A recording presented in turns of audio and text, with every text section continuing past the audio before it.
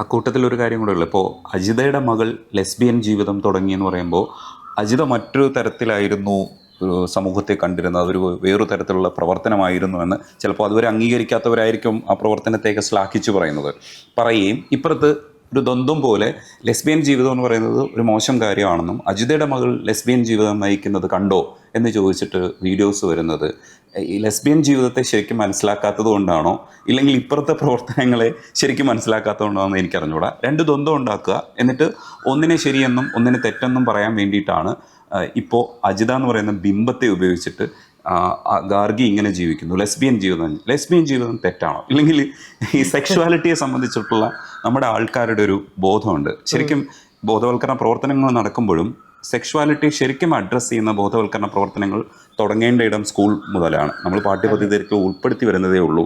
ആ പ്രവർത്തനങ്ങൾ എത്രത്തോളം ശക്തമാവേണ്ടതുണ്ട്, ഇപ്പം എത്ര ശതമാനമായെന്നാണ് വിചാരിക്കുന്നത് സെക്ഷുവാലിറ്റിയെ സംബന്ധിച്ച് നമ്മൾ ആൾക്കാർക്ക് ബോധവൽക്കരണം നടത്തുക? എൻ്റെ പേഴ്സണലി എൻ്റെ വർക്കിനെ കുറിച്ച് അതിൻ്റെ തുടർച്ചയായിട്ട് മാത്രമാണ് മനസ്സിലാക്കുന്നത്. ഞാൻ പറഞ്ഞല്ലോ, അവർ ചെയ്തു വെച്ച ഫെമിനിസ്റ്റ് അവബോധത്തിന്റെ മുകളിൽ തന്നെയാണ് നമ്മളെല്ലാവരും ഇപ്പോഴും പണിഞ്ഞുകൊണ്ടിരിക്കുന്നത്. അവരാണ് കേരളത്തിലെ ആദ്യത്തെ ഏറ്റവും പ്രധാനപ്പെട്ട feminist conference 1990 all India women's conference എന്ന് പറഞ്ഞ പരിപാടി കോഴിക്കോട് വെച്ച് നടത്തുന്നതും ഇന്നിപ്പോൾ കേരളത്തിൽ അറിയപ്പെടുന്ന ഫെമിനിസ്റ്റ് ഐക്കൺസ് ഒക്കെ വന്ന് പങ്കെടുത്ത് ഫെമിനിസത്തെക്കുറിച്ച് പഠിച്ചും എഴുതിയൊക്കെ പോയിട്ടുള്ള ഒരു ഇവൻ്റ് ആയിരുന്നു അത്. അപ്പം അങ്ങനെ കേരളത്തിൽ ഈ മൂവ്മെൻ്റ് ഉണ്ടാക്കാനും ഇതിനെക്കുറിച്ച് ഒരുപാട് കാര്യങ്ങൾ ചെയ്യാനും ഒക്കെ ഹെൽപ്ഫുൾ ആയിട്ടുള്ള ഒരാളായിട്ടാണ് ഞാൻ അമ്മയെ മനസ്സിലാക്കുന്നത്. ഞാൻ ക്യൂർ ആയിട്ടുള്ള മനുഷ്യനാണ്, ഞാൻ ബൈസെക്ഷലായിട്ട് ഐഡൻറ്റിഫൈ ചെയ്യുന്ന ആളാണ്. എന്നെ ഈ ഒരു അവയർനെസ്സിലേക്ക് കൊണ്ടുവരാനും സഹായിച്ചത് എൻ്റെ അമ്മയുടെ പ്രവർത്തനങ്ങളാണെന്ന് തന്നെയാണ് ഞാൻ വിശ്വസിക്കുന്നത്. അപ്പം അതൊരു ഒരിക്കലും ദ്വന്ദ്വ രീതിയിലല്ല, അതൊരു കണ്ടിന്യൂഷനോ അല്ലെങ്കിൽ ഒരു വെർഷനോ ഒക്കെ ആയിരിക്കും. ഈ ദ്വന്ദ്വം ഉപയോഗിക്കുമ്പോഴും ഈ സെക്ഷുവാലിറ്റിയെ സംബന്ധിച്ചിട്ടുള്ള ആൾക്കാരുടെ ധാരണയില്ലായ്മയുണ്ട്. അപ്പോൾ ഈ ധാരണ അടിസ്ഥാന വിദ്യാഭ്യാസം മുതൽ വരുത്തേണ്ടതാ.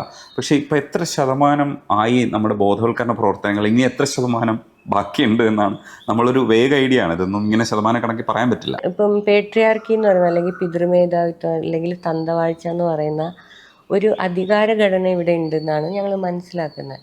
അപ്പോൾ ഈ അധികാരഘടന എന്ന് പറഞ്ഞു കഴിഞ്ഞാൽ അത് സത്യത്തിൽ ആരെയും ഫേവർ ചെയ്യുന്ന ഒരു സാധനമല്ല. അതിൽ ആണായി ജനിച്ച ആൾക്ക് കുറച്ചധികം പ്രിവിലേജ് ഉണ്ടെന്നേ ഉള്ളൂ. പക്ഷെ ആണിന് സ്വതന്ത്ര ജീവിതം ജീവിക്കാൻ പറ്റത്തില്ല, സ്ത്രീക്കും പറ്റില്ല. ഈ രണ്ടുപേരും അവരവരുടെ റോളുകളിൽ, ജെൻഡർ റോളുകൾ ഉണ്ടല്ലോ, ഞാൻ ആണെന്നുള്ള രീതിയിൽ ആണിന് കരയാൻ പറ്റത്തില്ല, ആണിന് ഇമോഷണൽ ആവാൻ പറ്റില്ല, ആണിനൊന്നും സ്നേഹം പ്രകടിപ്പിക്കാൻ പറ്റില്ല, ഒരുമാതിരി ഇങ്ങനെ ദേഷ്യപ്പെട്ട മൂശേട്ട സ്വഭാവമാണ് ആണ്. എന്നിട്ട് ഇതിങ്ങനെ നിത്യേന എല്ലാ ദിവസവും ചോദ്യം ചെയ്യപ്പെടും. നീ ശരിക്കൊരാണാണോ, അല്ലെങ്കിൽ ആണുങ്ങളാണ് ഇങ്ങനെ ചെയ്യുമോ? ഇത്തരം ചോദ്യങ്ങൾ നേരിടുന്ന ആണുങ്ങളായിരിക്കുമ്പോൾ, അതേപോലെ തന്നെ സ്ത്രീകളും സമൂഹത്തിൽ മാർക്ക് ചെയ്യപ്പെട്ടിട്ടുള്ള ആൾക്കാർ അവരുടേതായിട്ടുള്ള ബോക്സിൽ അവർ ദേഷ്യപ്പെടാൻ പാടില്ല, അവരെപ്പോഴും ഇങ്ങനെ വൈകാരികമായിട്ടുള്ള ഒരു ജീവിതം ജീവിക്കണം, കാല് പൊക്കി വെക്കാൻ പാടില്ല, ഉറക്കച്ചിരിക്കാൻ പാടില്ല, അങ്ങനെ ഉള്ളൊരു ബോക്സ്, ഇങ്ങനെ 2 ബോക്സുകളുണ്ടല്ലോ. ഈ ബോക്സുകൾ തന്നെയാണ് ഈ സെക്ഷുവാലിറ്റി എന്ന് പറയുന്ന ക്വസ്റ്റ്യനെ മുന്നോട്ട് കൊണ്ടുവരാത്തത്. ഈ ബോക്സുകളിൽ നമ്മൾ അടിസ്ഥാനപരമായി ബിലോങ് ചെയ്യുന്നുണ്ടെങ്കിൽ, ഇത് ഏതെങ്കിലും ഒരു ബോക്സിൽ നമ്മൾ പെടുന്നുണ്ടെന്നുണ്ടെങ്കിൽ നമ്മൾ ചെറുപ്പത്തിലേ പെടുത്തുന്നതാണ്. ഇപ്പം എൻ്റെ മോൻ്റെ അടുത്ത് അവൻ ഇത്രയും ക്യൂർ ആയിട്ടുള്ള ആൾക്കാരെ എല്ലാ ദിവസവും കാണുന്ന മനുഷ്യനാണ്. ട്രാൻസ് സ്ത്രീകൾ പോകുമ്പം അവരുടെ ബ്രസ്റ്റ് ഒക്കെ എടുത്തിട്ട് കൈ കൊടുക്കുന്ന മനുഷ്യനാണ്. അപ്പോൾ അങ്ങനെയുള്ള പയ്യൻ 5ാം ക്ലാസ് പഠിക്കുന്ന പയ്യനോട് ചോദിക്കുമ്പോൾ അവൻ പറയുന്നത്, ഞാൻ LGBT അല്ല, എനിക്കിഷ്ടമല്ല. അവൻ പറയാൻ വളരെ ക്ലിയർ ആയിട്ട്, കാരണം അവൻ കാണുന്ന യൂട്യൂബ് വീഡിയോയിൽ ഇതിനെതിരെയുള്ള സാധനങ്ങളാണ് ഓടിക്കൊണ്ടിരിക്കുന്നത്. അപ്പോൾ ഞാൻ ചോദിച്ചാൽ, എനിക്ക് അയാളെ ഇഷ്ടമല്ല, ഇയാളെ ഇഷ്ടമല്ല, അവരൊക്കെ ഇഷ്ടമാണ്, പക്ഷേ ഞാൻ LGBT അല്ല, എനിക്ക് LGBT ഇഷ്ടമല്ല. അതാണ് പറയുന്നത്. ഈ വളരെ ടോക്സിക് ആയിട്ടുള്ള ഒരു മാസ്കുലിനിറ്റിയുടെ നെറേറ്റീവ് ഇങ്ങനെ ഓടിക്കൊണ്ടിരിക്കുമ്പം നമ്മൾ വനജ കലക്റ്റീവ് കൊണ്ട് ഉദ്ദേശിക്കുന്നത് തന്നെ അതാണ്. ഇതൊരു വലിയ സ്ട്രക്ചറാണ്. ആ സ്ട്രക്ചറിനെ നമ്മൾ ഒന്നെങ്കിൽ സെക്ഷുവാലിറ്റി എന്ന് പറയുന്ന ഒരു വിഷയം എടുത്തു, അല്ലെങ്കിൽ കാസ്റ്റ് എന്ന് പറയുന്ന ഒരു വിഷയം, ഓരോ വിഷയങ്ങളായി മാറ്റി മാറ്റി ഇഴപിരിച്ച് വെക്കുന്നത് അവരുടെ സൗകര്യത്തിനാണ്. ഇതെല്ലാം കൂടി ഒരു വിഷയമാണെന്നുള്ളതാണ്. നമ്മൾ സെക്ഷുവാലിറ്റീനെ സത്യസന്ധമായിട്ട് അഡ്രസ്സ് ചെയ്യണമെങ്കിൽ ആദ്യം തന്തവാഴ്ചയെ അഡ്രസ്സ് ചെയ്യണം, പേട്രിയാർക്കിയെ അഡ്രസ്സ് ചെയ്യണം. സെക്ഷുവാലിറ്റിയെ, ജെൻഡറിനെ അഡ്രസ്സ് ചെയ്യണമെങ്കിൽ ആദ്യം പെട്രിയാർക്കി അഡ്രസ്സ് ചെയ്യണം. കാരണം ഇതൊക്കെ ഉണ്ടാക്കി വെച്ചിരിക്കുന്നത് സ്ത്രീ നിർബന്ധമായിട്ടും ഒരു ഓപ്പോസിറ്റ് സെക്സിലുള്ള പുരുഷനോട് ആയിരിക്കണം അവൾക്ക് കാമം തോന്നുന്നത്. അതെങ്ങനെ എഴുതി വെച്ചിരിക്കുന്നത് ഒരു സ്ട്രക്ചറിനെ നിലനിർത്താൻ വേണ്ടിയിട്ടാണ്. സ്ത്രീക്ക് ആരോടാണ് കാമം തോന്നുന്നത് എന്നുള്ളത് സ്ത്രീ അവർ തീരുമാനിക്കേണ്ട കാര്യമാണ്. പക്ഷേ ഇപ്പോൾ സിമോൺ ഡി ബുവാന്റെ പുസ്തകത്തിൽ സെക്കൻഡ് സെക്സ് എന്ന് പറഞ്ഞ പുസ്തകത്തിൽ അവർ പറയുന്നുണ്ട് 16-ാം നൂറ്റാണ്ട് മുതൽ ഈ സ്വത്ത് എന്ന് പറയുന്ന സാധനം ആണിൻ്റെ ഇതായി മാറുന്ന സമയത്ത്, ഒരു സ്വത്ത് പ്രൈവറ്റ് പ്രോപ്പർട്ടി ആണിൻ്റെതായി വരുന്ന സമയത്ത് ഈ പ്രൈവറ്റ് പ്രോപ്പർട്ടി സ്വന്തം ചോരയിലുള്ള മക്കൾക്ക് തന്നെ കൈമാറണം എന്നുള്ള ഒരു വാശി വരുന്ന സമയത്ത് സ്ത്രീകളുടെ സെക്ഷുവാലിറ്റി നിയന്ത്രിച്ചാൽ മാത്രമേ അത് പറ്റുള്ളൂ. സ്ത്രീകളെ സെക്ഷുവലി കൺട്രോൾ ചെയ്യണം. സ്ത്രീകളെ സെക്ഷുവലി കൺട്രോൾ ചെയ്യാന്ന് പറഞ്ഞു കഴിഞ്ഞാൽ അങ്ങനെ മാത്രമേ ജാതി നിലനിർത്താനാവുള്ളൂ, അങ്ങനെ മാത്രമേ വർഗം നിലനിർത്താനാവുള്ളൂ.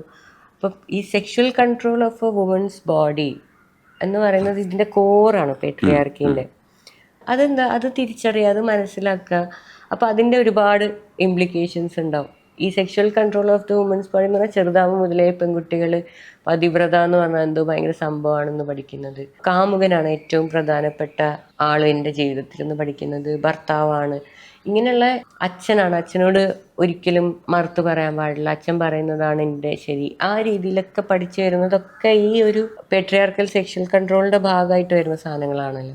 അപ്പം ഞാൻ സ്വാഭാവികമായിട്ടും ഫെമിനിസ്റ്റ് ആയിട്ടുള്ള ഒരു അമ്മയോട് പറയാണ്, ഞാൻ പുരുഷന്മാരോട് മാത്രമല്ല എനിക്ക് ആകർഷണമുള്ളത്, എനിക്ക് സ്ത്രീകളോടും ഉണ്ട്, എനിക്ക് ട്രാൻസ് മനുഷ്യരോടും ഉണ്ട്. പ്രധാനമായിട്ടും സാഹിത്യം അല്ലെങ്കിൽ അവർ കണ്ട സിനിമ അങ്ങനെയുള്ള കാര്യങ്ങളിലൊക്കെയാണ് ഓരോരുത്തരുടെ ക്രിയേറ്റിവിറ്റി എങ്ങനെയാണ് വർക്ക് ചെയ്യുന്നത്, എങ്ങനെയൊക്കെയാണ് ഓരോരുത്തരോട് അട്രാക്ഷൻ തോന്നുന്നത്. അത് ചിലപ്പോൾ അവരുടെ ബോഡിയായിട്ട് കംപ്ലീറ്റ്ലി റിലേറ്റഡ് ആയിരിക്കില്ല. അപ്പം ഇത് എൻ്റെ അമ്മയോട് പറയുമ്പോൾ അമ്മ കൺവിൻസ്ഡ് ആണ്, അമ്മയ്ക്ക് പ്രശ്നമില്ല, അമ്മ ആലോചിച്ചിട്ടുണ്ടാവില്ല, അമ്മ മനസ്സിലാക്കിയിട്ടുണ്ടാവില്ല. അമ്മയുടെ ഇനീഷ്യൽ ഫെമിനിസ്റ്റ് ഡേയ്സിൽ അവർക്കത് കൃത്യമായി മനസ്സിലായിട്ടുണ്ടോ എന്ന് നമുക്കറിയില്ല. പക്ഷെ എൻ്റെ ജീവിതത്തിൽ അത് വരുന്ന സമയത്ത് അമ്മയ്ക്ക് അത് മനസ്സിലാക്കാൻ പറ്റുന്നുണ്ട്. അമ്മ അക്കോമഡേറ്റിംഗ് ആണ് എൻ്റെ പ്രണയങ്ങളെ. ഞാനും അവരും തമ്മിലുള്ള ബന്ധത്തെ ബാധിക്കുന്ന ഒരു വിഷയമല്ല. ഒരു കാര്യം കൂടെ ഉള്ള അതിൻ്റെ ഇടയിൽ, ഈ ലെസ്ബിയൻ എന്ന് പറയുന്നതിനേക്കാളും ഭയങ്കര വാക്കാണ് ബൈസെക്ഷൽ എന്ന് പറയുന്നത്. ഇത് കുറെ കൂടെ വിശാലമായ അർത്ഥത്തിൽ നല്ല കാര്യമാണ്. പക്ഷേ കുറേ കൂടെ നമുക്ക് ലോകം കുറേ കൂടെ വലുതാവുന്നു എന്ന് വേണം മനസ്സിലാക്കാൻ. പക്ഷേ ഇപ്പോൾ സർവൈവലിൻ്റെ ഭാഗമായിട്ട് എല്ലാവരും കുഞ്ഞുങ്ങൾ ഉണ്ടാക്കേണ്ടതുമില്ല. അങ്ങനെ ഒരു സ്ഥലത്തും ഒക്കെ നമ്മൾ നിൽക്കുമ്പോൾ കുറച്ചുകൂടെ വിശാലമായ അർത്ഥത്തിൽ നമുക്ക് ലോകത്തെ ആസ്വദിക്കാൻ പറ്റുന്നതാണ് ബൈസെക്ഷൽ എന്ന് പറയുന്നൊരു അവസ്ഥ എന്ന് പറയുന്നത്. പക്ഷേ ഇത് അപകടമായിട്ടുണ്ട്. ഒരുപക്ഷെ വ്യക്തി ജീവിതത്തിൽ പോലും ഇത്തരം ഒരു പറച്ചിൽ പലപ്പോഴും തെറ്റിദ്ധാരണകൾക്കും, ഇപ്പോൾ ഗാർഗി ഒരു ഹഗ് ചെയ്താൽ പോലും ആളുകൾ തെറ്റിദ്ധരിക്കുന്ന തരത്തിലേക്ക്, ഒരു മീറ്റു പറയാൻ തോന്നുന്ന തരത്തിലേക്കൊക്കെ കാര്യങ്ങൾ മാറ്റുക, ഇത്തരം തെറ്റിദ്ധാരണകളെ വ്യക്തിപരമായി കമ്മ്യൂണിക്കേറ്റ് ചെയ്യുക എന്ന് പറയുന്നത് ഭയങ്കര പാടാണ്. പക്ഷേ ഗാർഗി കടന്നു വന്നതാണ്. അത് ഭയങ്കര കുറച്ചുകൂടെ വേദന ഉണ്ടാക്കുന്ന ഒരു കാര്യമല്ലേ. ഒരു ക്യൂർ പൊളിറ്റിക്സിന്റെ പെർസ്പെക്റ്റീവിൽ ഞാൻ മനസ്സിലാക്കുന്നത്, ലെസ്ബിയൻ എന്ന് പറയുന്ന ഒരാളെ സംബന്ധിച്ചിടത്തോളം തന്നെയാണ് ടഫ് ലൈഫ്. കാരണം എന്താന്ന് വെച്ചാൽ ഒരു സ്ത്രീയുടെ ബോഡിയിൽ ജനിക്കുന്ന ഒരാളെ സംബന്ധിച്ചിടത്തോളം അവർ നിർബന്ധമായും വിവാഹം ചെയ്തിരിക്കണം എല്ലാ കുടുംബത്തിലും. അപ്പം നമ്മൾ തന്നെ അറിയുന്ന കേസുകളിൽ മക്കളായതിനു ശേഷം തിരിച്ചറിഞ്ഞവരുണ്ട്. അല്ലെങ്കിൽ അതുവരെ ഇങ്ങനെ ഇത് അടക്കി പിടിച്ച് ജീവിക്കണമല്ലോ. എന്ന് പറഞ്ഞാൽ ഒരു പുരുഷൻ സ്വന്തം ശരീരത്തിൽ തൊടുന്നതിൽ പോലും അവർക്ക് താല്പര്യമില്ല. അവർക്ക് പ്രണയം മുഴുവൻ സ്ത്രീകളോടാണ്. അവരെ സംബന്ധിച്ചിടത്തോളം ഈ നിർബന്ധ വിവാഹം എന്നൊക്കെ പറഞ്ഞാൽ ഭയങ്കര ടഫായിട്ടുള്ള കാര്യമാണ്. ബൈസെക്ഷൽ എന്നുള്ള പഴയ ടേമാണ്. ഇപ്പോൾ പാൻ സെക്ഷൽ എന്നാണ് പറയുന്നത്. ഞാൻ ബൈസെക്ഷൽ തന്നെ ഉപയോഗിക്കാൻ കാരണം അതിനൊരു പൊളിറ്റിക്കൽ റെലവൻസ് ഉള്ള ഒരു ടേം ആയതുകൊണ്ടാണ്, അതിനൊരു പൊളിറ്റിക്കൽ മൂവ്മെന്റിന്റെ ബാക്ക്ഗ്രൗണ്ട് ഉള്ളതുകൊണ്ടാണ്.